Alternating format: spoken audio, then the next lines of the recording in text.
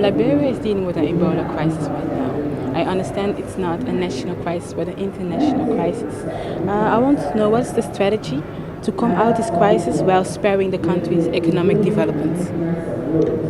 Basically, the strategy is working from the community level, empowering the women because they are mostly the ones in the community. They are the caregivers. So, working from the community level, from bottom up, we think will help eradicate the disease. And I heard in your speech that you really believe in the power of women being powerful agents for peace, but also for economic development. Can you give me an example where what's worth promoting to other African countries? Well, after so many years of civil crisis in Liberia, it was the women of Liberia who came together and say enough is enough. All of the rebels are our husbands, they are our children. So we will stop taking care of them and tell them they need to stop this war. And because of that, the women were able to bring peace to Liberia. And that's why the first colloquium was held in Liberia in 2009. The women, if they are involved in all levels, they can do a lot. Just empower them.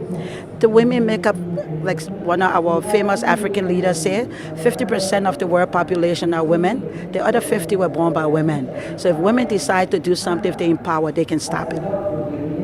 Thank you. And to continue, besides the crisis, there is a lot of youth potential in Africa. There's a lot of opportunities. They say Africa is rising, and I just want to know, how do you see this in practice as a minister of gender in Liberia? That is true. Africa is rising. Africa has a lot of young population, including my own country. 65% of the population are what we call the youth in the age. So what we are doing at my Ministry of Gender Development is to empower our adolescent girls so they too can play a role in joining with the youth. Most time in our African country settings, when you talk about youth, people think it's just the boys. But making sure that the girls, the young girls, are protected, they are avoided from rape and early marriage, FGM, so that they can be active participants in the development of their own country. So the youth are very important, but I think you also know that youth unemployment rate is very high among a lot of African countries. And how do you tackle that down?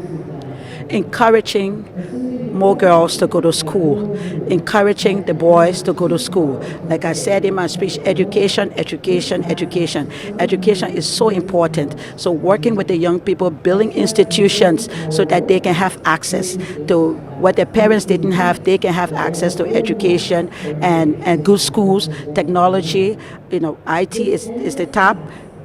That's what we need to get the young people into. The slogan is Africa works. Does Africa work?